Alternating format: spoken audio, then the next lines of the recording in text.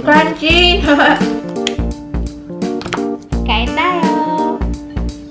Hi guys! Welcome back to my channel, and today magluluto tayo ng lechon kawali. At ang lechon kawali iluluto natin today is hindi yung kagaya ng normal na lechon kawali na piniprito or dini-deep fry.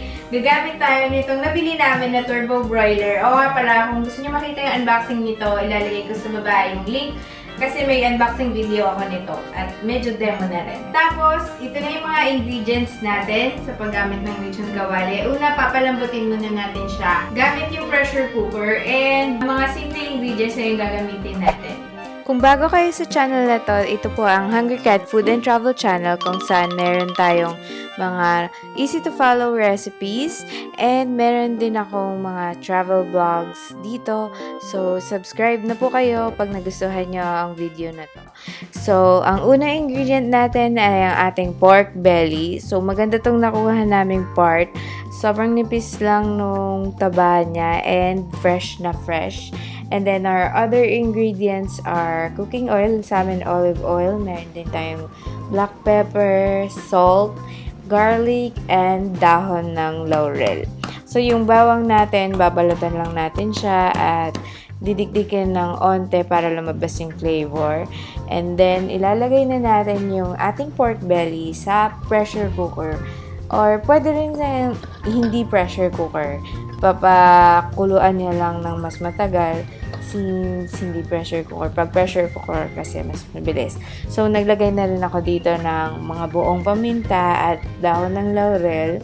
Mga 2 to 3 tablespoons ng salt. Rock salt itong ginamit ko dito. And then, yung tubig na nilagay ko is mga 1 inch level siya para nakasubmerge lang yung 3/4 nung karne. So, ilalak ko lang tong pressure cooker namin at the highest pressure setting and set to medium heat. So, since pressure cooker yung gamit namin, mga 10 minutes lang is malambot or pwede na yung liempo slab natin para sa lechon kawali. Hindi naman niya kailangan malambot na malambot kasi ilelechon naman siya sa turbo. Kung hindi naman pressure cooker yung gamit nyo, usually 45 minutes to 1 hour depending sa kung gaano kalaki yung slab nyo. So, i-check nyo na lang din siya kung gaano siya kabilis.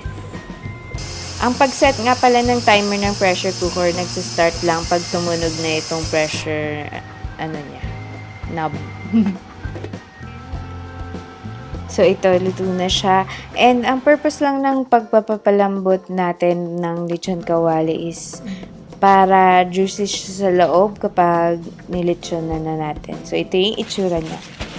Patuloyin lang ng onte yung balat para maging malutong mamaya.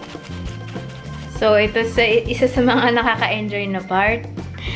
Tutusok-tusukin natin siya. Ang dali niyang tusukin, pag malambot na. Stress reliever. Tatanggalin din natin yan. Dodo ng cow. Cow. Mano kasi mantika. Oo nga, no?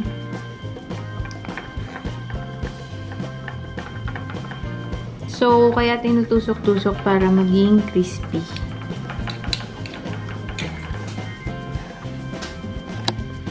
Pwede nyo palambutin itong liempo slab nyo the day before nyo siya ilelechon. Pero kami, nilagay lang namin siya sa ref for mga 3 hours and then niluto na namin siya. Mas na-dry kasi siya pag nilalagay sa ref. Ang next step naman is, ito, lalagyan ko na siya ng oil. Yung oil kasi nakakatulong din siyang magpa-crispy dun sa balat.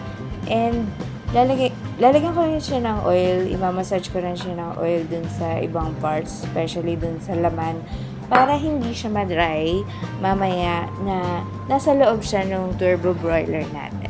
So, massage niyo lang siya ng oil. And then, lagyan niyo siya ng salt. Itong gamit namin dito, Himalayan salt. Pero kahit anong salt na gusto niyo, you can use that. And then, ilagay na natin siya sa ating turbo broiler. Around 1 kilo nga pala tong ganito kalaking liempo slab nung nabili namin. So, mukhang kasya naman na mas malaki dito. Pero for now, okay na sa amin to.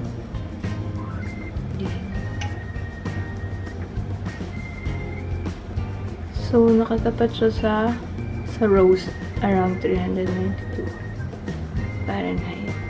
Tapos,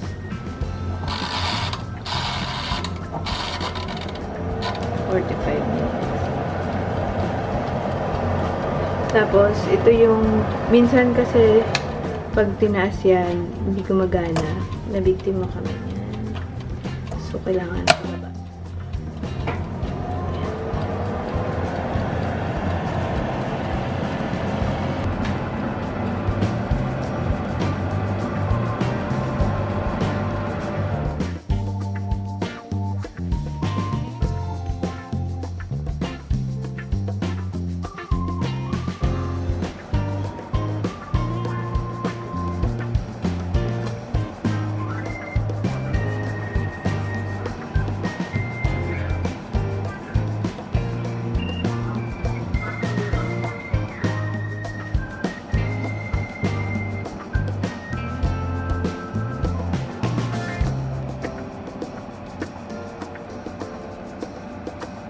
So, nag-zero na siya from 45 minutes. And ito yung itsura niya.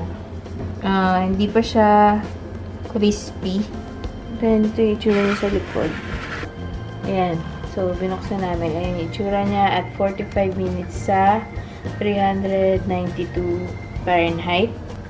Lulutuin pa uli natin siya. 482 Fahrenheit or 250 Celsius. For 30 minutes.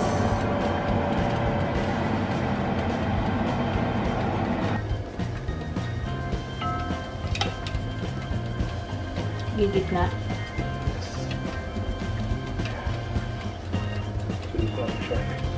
Dulus hindi nalilito.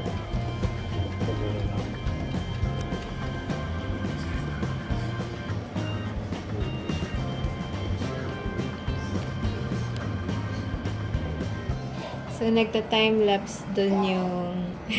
nanonood kami ng TV. Nagta-time-lapse dun yung lechon kawali. Tapos, ayan. Nagtatalbos ako ng kamote tops. Kamote tops pang pares natin sa ating lechon kawali.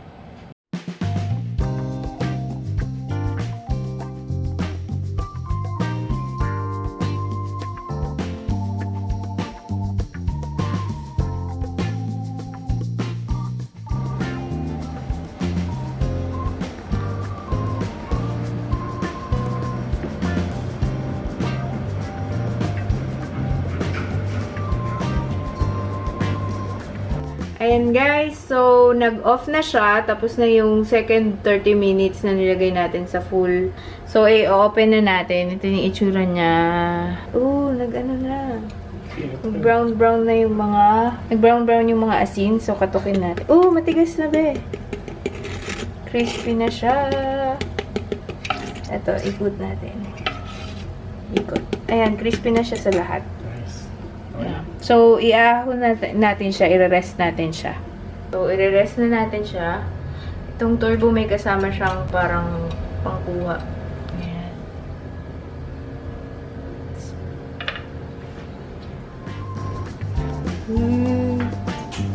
Success! So, feeling ko itong mga nasunog-sunog ngayon, mga asin yan, Ben.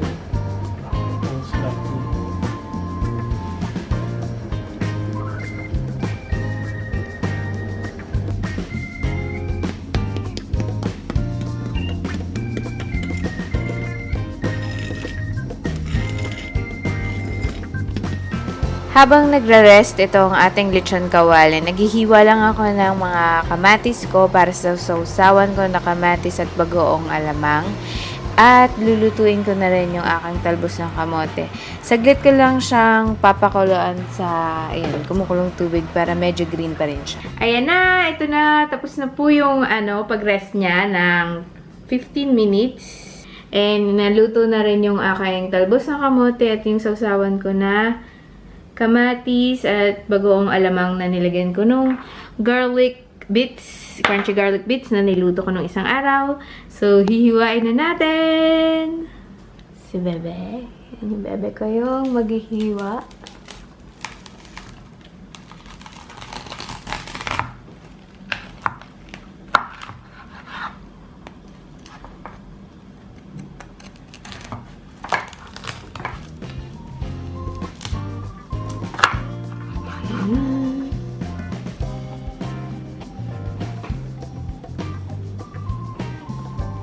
Yung itsura ng loob niya. Ayan guys, so titikman na natin. Gunting yung gagamitin ko para mas madali kasi hindi magaling yung kutsilyo namin. Ayan, dito tayo sa crunchy part. Sarap ng itsura. Tikman natin. Ayan siya guys, so luto siya. Tapos, hindi rin naman ganun ka-dry. Ito, yung iba kasi baka masabi dry. Hindi naman siya ganun ka-dry, di ba? Hindi siya dry. So, tignan na natin. Actually, malaki to eh. Tanggalin ko yung balat. Tapos, maliit lang yung titikman ko. Ayan.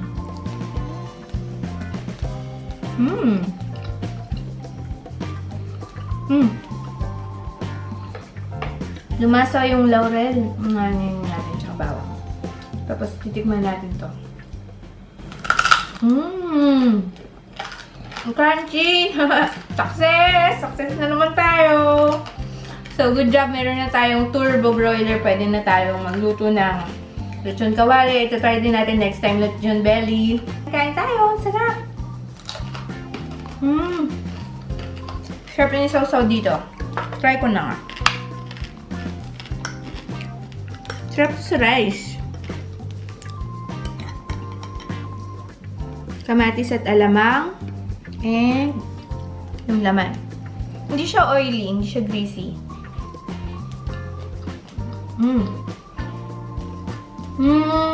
Sarap yung kain tayo.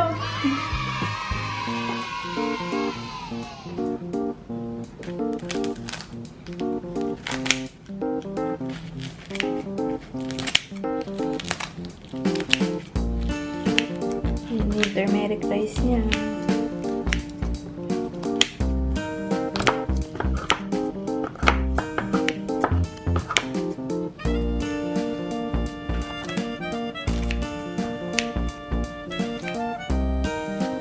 Yan, kakain na kami.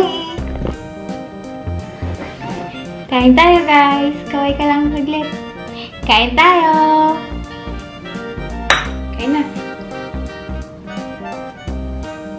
Malamig na yung rice na. Try boss.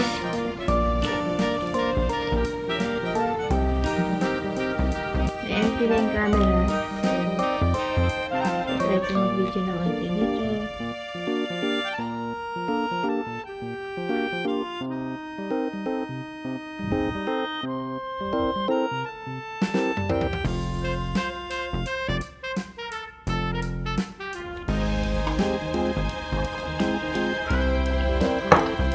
Kain tayo!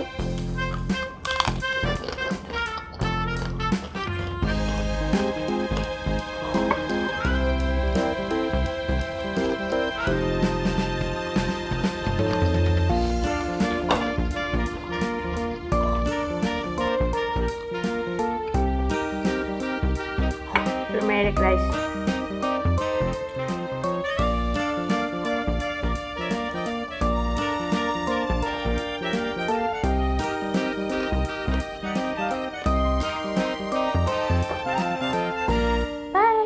Kung nagustuhan nyo tong video na to guys, please click like and please subscribe kasi marami pa tayong susunod na videos. Meron nga pala din channel si Alvin, yung hobby ko na Food Trips TV. Marami siyang mga videos ng complete menus ng buffet Vikings, Yaki Mix, buffet 101, lahat. Share nyo to sa mga friends nyo and family nyo kung lutuin nyo next time kung may turbo kayo o kung may oven kayo. So ayun na po ang video natin ng lechon kawali sa turbo and sana na-enjoy nyo. Thank you so much for watching and I hope to see you on our next video. Marami pa tayong recipes na parating at mga food reviews and food and travel videos. Bye!